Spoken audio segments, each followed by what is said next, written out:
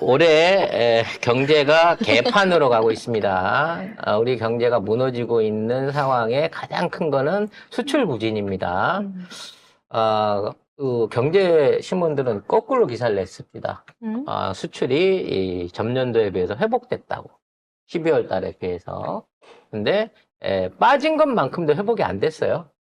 12월 달에 빠진 것만큼도 회복이 안 되는데 12월에 워낙 많이 빠져서 그보다 좀 많이 냈으니까 나아졌다라는 이런 식으로 쉴드를 치고 있는데 전반적으로 제조업 가동률이 개판인 거고 중국이랑 관계 개선을 못하면 올해 경제도 폭망각으로 갈 가능성이 높은데 중국이 신년 인사를 하면서 외교부 장관도 신년 인사를 하면서 미국, 일본, 러시아, 호주는 얘기를 했는데 한국은 아예 언급도 안 했다고 합니다.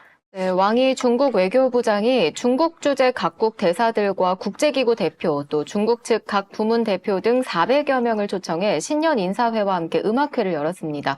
행사에서 왕이 부장은 축사를 통해 미국과 일본, 러시아, 호주 등 주변국들과의 관계 개선 의지를 강조했는데요. 한국은 언급하지 않았습니다.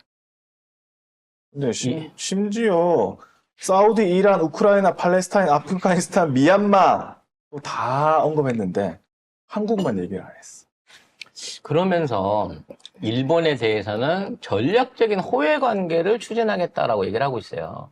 사실 지금 뭐 영토 분쟁을 다오이다오에서 하고 있는 것도 있고 사실상 가장 극렬하게 중국의 외교에 반대 노선을 펼치고 있는 게 미국이랑 일본이거든.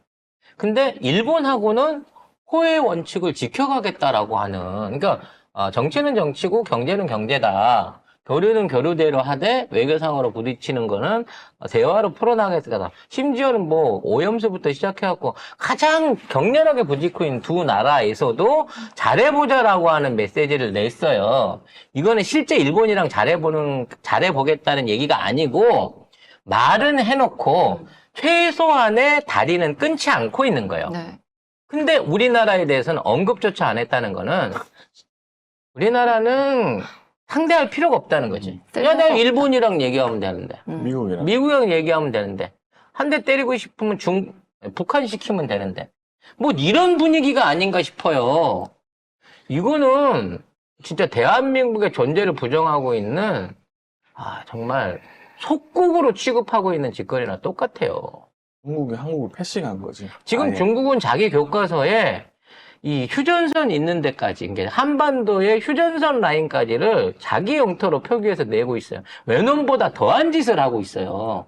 북한 영토 자체를 그냥 자기네 영토로 포함해갖고 국경선을 그리고 있고, 북한의 모든 역사, 삼국시대, 고구려 시대 포함해가지고 이제는 고려까지 심지어 조선까지도 변방민족의 역사로 중국의 역사로 지금 통합하려는 짓거리를 하고 있다고. 근데 거기에 대해서 격렬하게 반대하던 북한도 거기에 대해서 이제 언급을 안 해요. 우리나라 지금 동북공정 관련돼서 얘기 나오는 거 보셨어요? 아니 일본은 눈치가 보여서 그런다 그러면 중국의 동북공정에 대해서는 강하게 얘기를 해야 됩니다. 근데 그것마저도 안 해요. 그러길 바라나 봐요, 이 호로 새끼들은. 그래서 이게 결과적으로는 앞으로 뭐 시진핑 방한 꿈도 꾸지 마시고요. 할 것처럼 뭐 그때 그랬죠. 뭐 한국과 뭐 중국의 뭐 수출과 뭐 경제 개선 개뿔이나 기대도 하지 마시고요. 오히려 중국한테 무역 보복이나 안 당하면 다행이다. 우리 수출품에 대한 일종의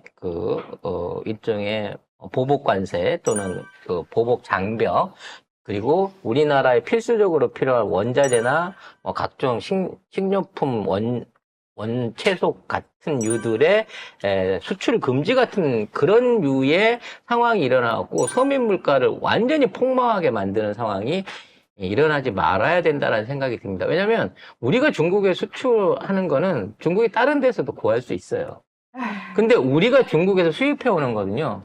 중국 의존도가 대부분 90% 이상 되는 상황이라서 일본하고의 무역 전쟁은 완전히 다른 상황으로 갈 수 있는 위험 요소가 있거든요. 이게 뭐 제가 친중이거나 그래서 하는 게 아니라 그만큼 위험한 관계이고 잘 다뤄야 돼. 진짜 경제적으로 외교적으로 가치가 있는 관계를 훼손하지 말라는 뜻에서 이런 얘기를 해보았습니다.